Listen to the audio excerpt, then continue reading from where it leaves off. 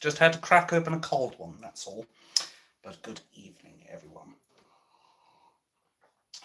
Just let a few more people come in, or try to let a few more people come in. I'll give it like half a minute or so, and then we'll get this party started, as it were. But this is only going to be like about 10-minute live stream, basically. So it's going to be a lot shorter because it's a lot simpler what I need to talk about today. So I said we'll just give it another 15 seconds, see if anybody comes on, and then I'll start. But I hope everyone is doing well anyway, and anybody watching the VOD, appreciate you watching. All right. So, Mark Rowley. My. If ever there was an idiot who's supposed to be intelligent, but clearly showcased how much of an idiot he is, it's Mark Rowley. Mark Rowley decided, I believe, in a video that was posted on Twitter, he basically called everyone that attended the Lawfare March on Saturday, he's basically called us extreme right. No, buddy, we're not extreme right. We're right so far. Because what we've seen, snakes like you, Mark Rowley, and Sadiq Khan, is people who clearly don't give a shit about Palestine, people who support terrorism, people who basically advocate for the genocide of Jews and call for jihad on our streets. But you all seem more than willing to take the baton out when it comes down to ordinary patriots. And you calling us extreme right is tantamount to libelous slander of about 10,000 plus people. How do you think that'll go in court, Mark Rowley? Ex-Met Commissioner held in dock, charges of libel and slander against British people. How do you think that will go, Mark Rowley? Answers on a postcard to whatthefucksgoingon.com. But of course, Sadiq Khan is also one of the people up there who has control of the police. And I accept that Mark Rowley is more the puppet on the strings of Sadiq Khan and what have you. And my God, he's a sinister puppet master if ever I saw one. But it doesn't change the fact that Sadiq Khan, for the most part, doesn't tell him what to say. This wasn't a matter of Sadiq Khan told him, call them extreme right. This is a matter of Mark Rowley said those words. As such, he needs to be held accountable for these actions. Which is why I've already gone to resignmarkrowley.com or markrowleyresign.com. I can't remember the name of the website off the top of my head, but I know Tommy Robinson will have a link to it, or they'll be linking it in the description of their videos. After this stream, I'll see if I can get it up myself. Speaking of links, I also need to do the Graniopteryx video for the previous stream because I did actually forget to do that because I got drifted away into video games and what have you. But that's one subject I wanted to talk about, the Mark Rowley situation. Because he's not a dumbass. He has a degree, he's going to learn maths, he's got a degree in something or other. He's not completely thick as shit, is what I'm trying to say here. But that means that Mark Rowley knows exactly what he's doing as far as these protests and the policing is concerned. Therefore, you can't use the excuse of, oh, he doesn't know better. Bollocks, does he? He knows exactly what he's doing, and that makes him a very dangerous man. Because if he's willing to go out of his way and he can't be fucked to arrest Palestinians or Hamas-supporting terrorist sympathizing scumbags, but he's willing to beat the living shit out of you or me, is it a far-fetched concept to believe that he would rally the police against us in replace of an army if the army chose not to serve the establishment? I don't think so, personally. Which is why we need to take out the trash, as it were.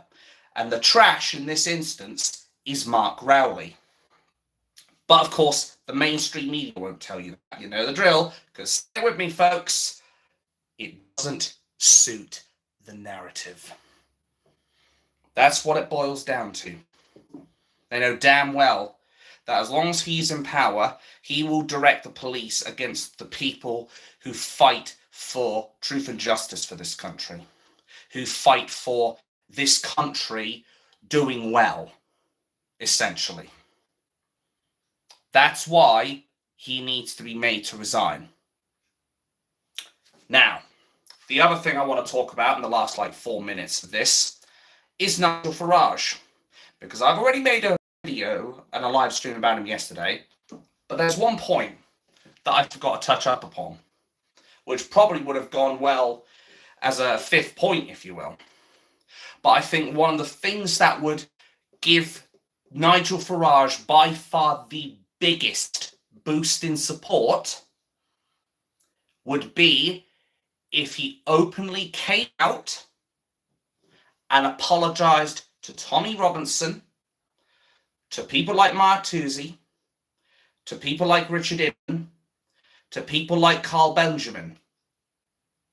If he came out and publicly apologised to all of them, hell, he could even do it face to face if he wants to. I'm pretty sure Tommy would have no objections to this. But if he went out of his way to go and apologise to the supposed far-right racist thugs and football hooligans, I reckon there would be a lot of people who would be willing to forgive him and embrace him with open arms. And nice to see you here as well, Keith. Good to see you. Hope you're doing well. But I think if he did that, that would be by far the biggest improvement to his support.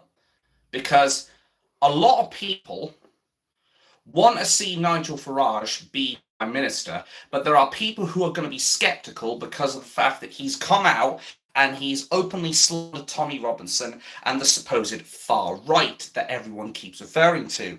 Though at this point, it makes you wonder whether or not that basically, that I've forgotten what I was going to say now. What I'm trying to say is, if Nigel Farage went out of his way to do that, he would get substantial support. But my concern is, I suspect he's going to be too proud to be able to admit when he's wrong. I have that problem sometimes. Not all the time, granted. But sometimes even I can be stubborn. And if I make a mistake, the first thing I do is own up to it. If I know I've made a mistake. And say, I fucked up, as people well know. If Nigel Farage did that and says he messed up, I'm pretty sure that Tommy Robinson, that Carl Benjamin, that Mark Rowley, all of the prominent right-wing people, because could you call them right-wing? Yes, you could. Far right? No fucking chance.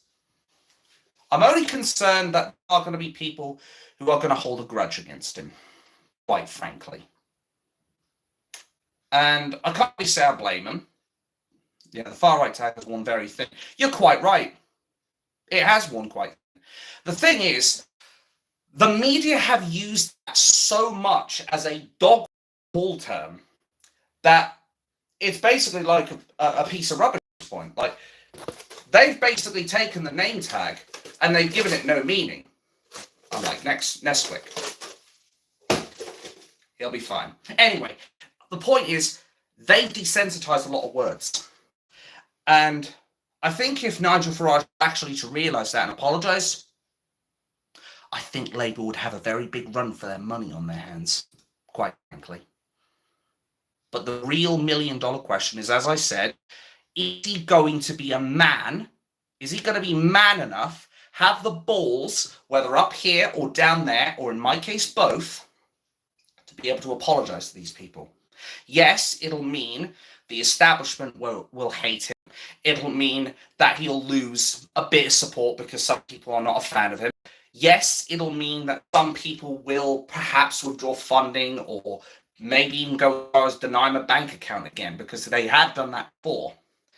But I reckon he would gain far more from apologising to the supposed far right than he will to stay stum on it. But we'll have to see what happens. I hope that Nigel Farage realises how much support he stands to gain just with a few words. I'm sorry. Or even, I'm sorry, Tommy Robinson. If he does that, I think a lot of the problems he would have will go away.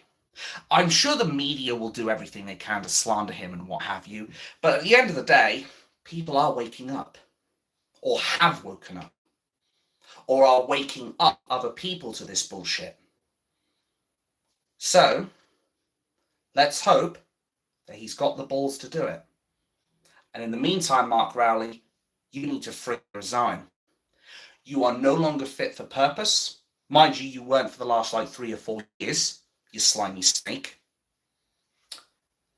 And I want to see someone as the head commissioner of the police who actually puts their country first. Because the thing is, the police have become politicized on the back of snakes like him and Sadiq Khan. It should not be so plain easy to see. It would basically be like if I'm having no glasses on right now, I can barely see in front of me. I shouldn't be able to see whether or not they're going to bash the living shit out of us or not. It should be, I'm able to put these on and see, I'm not sure if the police are going to attack us, or if they're going to attack them, or if they're going to police us fairly, or if they're going to police us unfairly. That's the thing. We should never be able to tell that. And when you know police is politicized by one side or the other, that is the time you know the Met Commissioner has to go.